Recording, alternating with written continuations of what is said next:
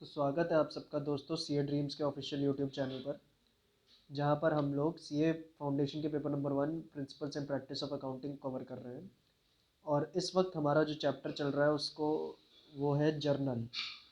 ठीक है, तो जर्नल में हम लोग आज इस वीडियो में बहुत इम्पॉर्टेंट एक अप्रोच सीखने जा रहे हैं, वो है अकाउंटिंग इक्वेशन अप्रोच। ठीक है, कौन सी अप्रोच सीखने जा रहे हैं? Accounting equation approach. तो अकाउंटिंग इक्वेशन क्या होती है? अकाउंटिंग इक्वेशन कहती है कि जो आपके एसेट्स होते हैं वो बराबर होते हैं लाइबिलिटीज़ प्लस कैपिटल के। ठीक है, अकाउंटिंग इक्वेशन अप्रोच कहती है कि जो आपके एसेट्स होते हैं ना, वो आपकी लाइबिलिटीज़ प्लस कैपिटल के बराबर होते हैं। ठीक है, सही बात है। तो एक सेकेंड, एक सेकेंड। ठीक है दोस्तों, तो ये आपकी अकाउंटिंग इक्वेशन कहती है कि assets is equal to liabilities plus capital. अब इस हिसाब से हम कुछ क्वेश्चन को करते हैं। ठीक है, तो मैं ये वाला क्वेश्चन करता हूँ और ये आपके लिए होमवर्क हो जाएगा, क्वेश्चन नंबर 4। ठीक है, तो 3 वाला मैं करता हूँ, 4 वाला आप घर पे कर लीजिएगा। सेम, लगभग सेम ही है, बल्कि आसानी है 4 वाला। तो क्वेश्चन 3 का सल्यूशन करते हैं। कह रहा है assets is equal to liabilities. ठीक है, assets is equal to liabilities plus capital. ठीक है, तो ये आपकी अकाउंटिंग इक्वेशन है।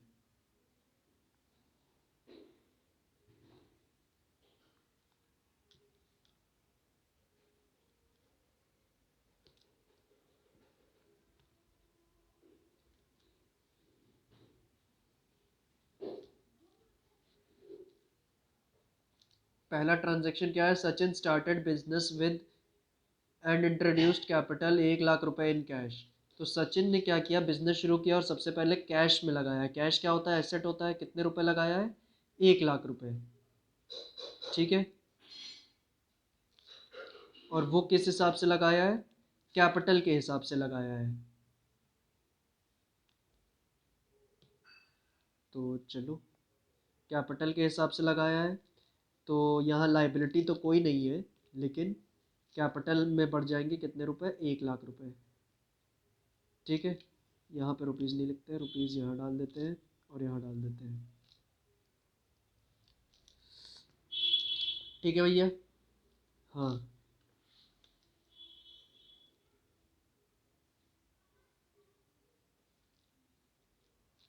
चलो, अब बात की जाए तो आपका जो सेकंड ट्रांजैक्शन है वो क्या कह रहा है? परचेज्ड गुड्स इन कैश 50,000 रुपये। तो अगर आपने गुड्स परचेज किए हैं कैश पे, ठीक है, तो उस केस में क्या होगा? गुड्स आपने परचेज किए कैश पे, तो आपके पास पहले से ही थे 1 लाख रुपए कैश। ठीक है, लेकिन आपने गुड्स परचेज किए हैं कितने? 50,000 रुपये के, तो आपके पास 50,000 रुपये का स्टॉक आ गया। ठीक है, और अब आपके पास कैश कितने की बची है? केवल 50,000 रुपये की। और लाइबिलिटी और कैपिटल में कोई चेंजेस नहीं आएंगे। ठीक है, 0 प्लस 1 लाख कैपिटल। बात किया जाए थर्ड ट्रांजैक्शन की।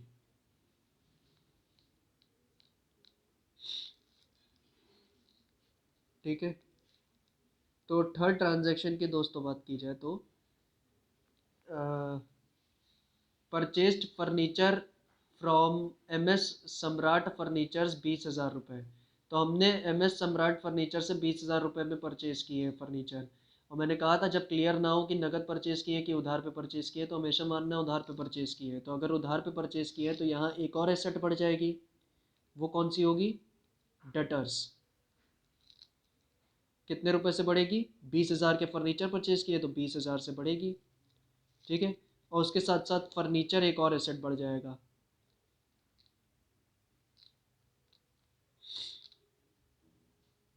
सॉरी डेटर्स नहीं बढ़ेगा, गलती हो गई, माफ़ करिए। आपने उधार पे फर्नीचर परचेज किए हैं तो आपके क्रेडिटर्स की वैल्यू बढ़ जाएगी यहाँ, कितने से, 20,000 से, और प्लस कैपिटल यहाँ पे कितनी, 1,00,000 रुपए, ठीक। और स्टॉक तो 50 है और कैश भी 50 है।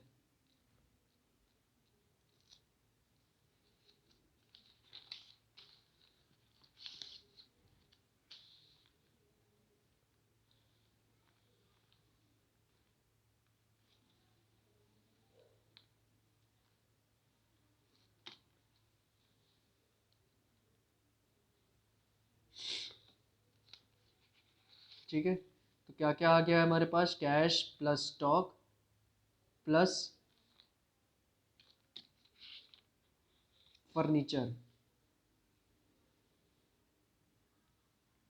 कैश 50,000 का है, स्टॉक आपके पास 50,000 का है, और फर्नीचर 20,000 का है, ठीक है। लाइबिलिटी में आपके पास इस समय क्रेडिटर्स है जो कि है 20,000, और प्लस कैपिटल है जो कि है 1,00,000।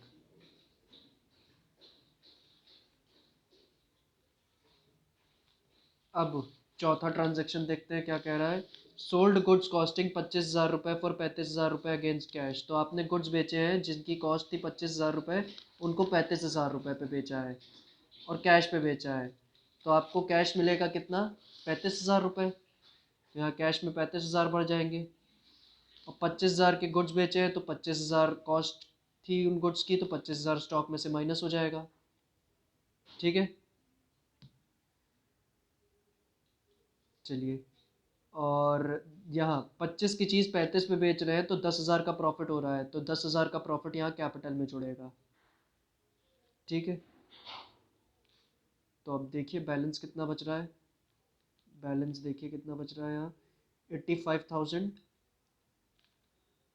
Plus 25,000 plus 20,000 is equal to 20,000 plus 1,10,000।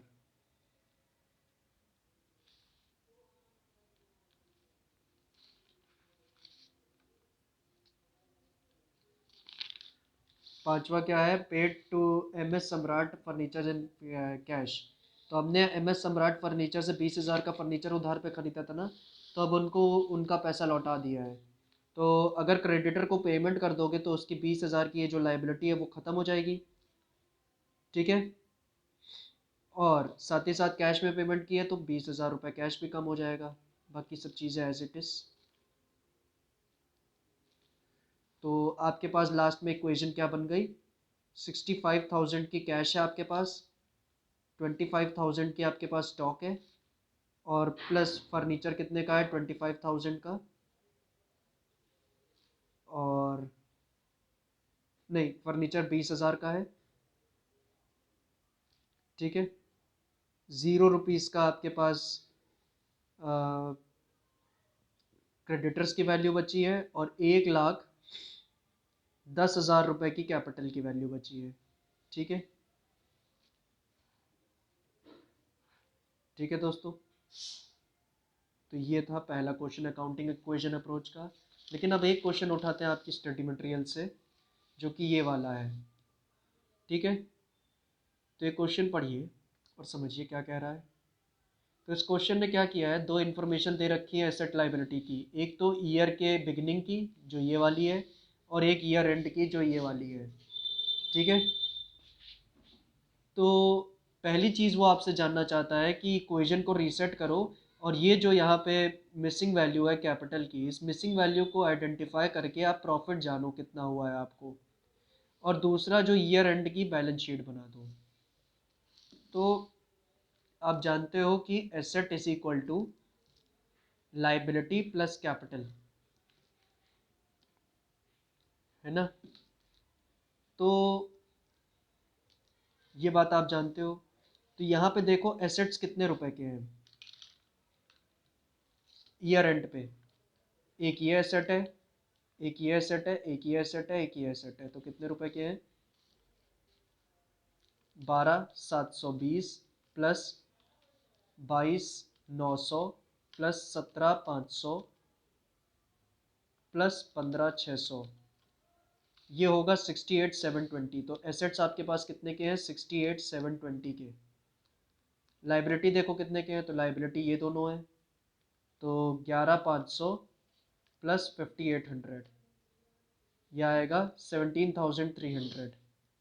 ठीक है, तो 17,300 प्लस कैपिटल, कैपिटल ही तो हम जानना चाहते हैं कि ईयर के एंड पे कितनी है, तो इसको 17,300 को वहाँ भेज देते हैं, माइनस कर देते हैं, तो हमें कैपिटल ईयर एंड पे पता चल जाएगी। तो 68,720 माइनस 17,300, तो कैपिटल ईयर एंड पे कितनी है? 51,420। तो capital at the end of the year कितनी है आपके पास? 51,420। ठीक है, अब कैपिटल शुरू में कितनी थी? 51,000, लास्ट में कितनी है? 51,420। तो 420 रुपये पड़ी कैसे? जरूर आपको 420 का प्रॉफिट हुआ है, तो आपको प्रॉफिट पता चल गया, जो ए रिक्वायरमेंट थी वो आपने फुलफिल कर दी। Profit is equal to closing capital minus opening capital, यानी 51,420 माइनस 51,000, जो कि होगा 420 रुपीज़। अब भी रिक्वायरमेंट फुलफिल कर लिए, बैलेंस शीट बनाइए at the end of the year के हिसाब से।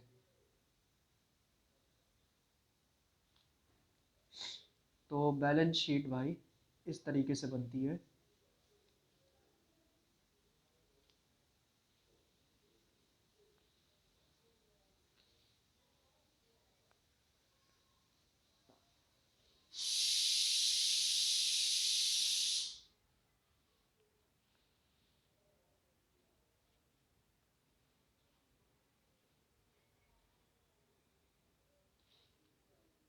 पहला है लाइबिलिटी, दूसरा है रुपीज़, तीसरा है एसेट्स, चौथा है रुपीज़। बस अब इनको फिल करना शुरू करते हैं। लाइबिलिटी में हमारे पास सबसे पहले क्या है? ट्रेड पेबल, जो कि है हमें कितनी साल के लास्ट की बैलेंस शीट बनानी है, तो वही बना रहे हैं 5,800। अगली लाइबिलिटी है लोन, जो कि है 11,500। फिर है कैपिटल, क्लोजिंग कैपिटल हमने अभी कंप्यूट की, कितनी थी? 51,420। फिर एसेट्स लिखना शुरू करते हैं। सबसे पहले कैश एट बैंक,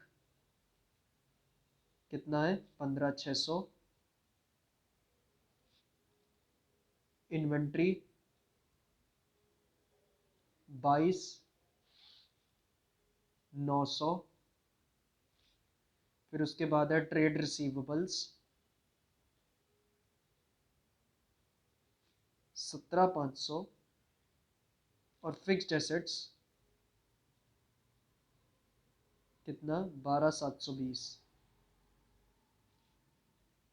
बस अब आप टोटल कर दीजिए बैलेंस शीट की दोनों साइड्स, ये मैच कर जानी चाहिए। तो 5,800 प्लस 11,500 प्लस 51,420, ये आएगा 68,720। और फिर asset side 15,600 plus 22,900 plus 17,500 plus 12,720, ये भी आएगा 68,720।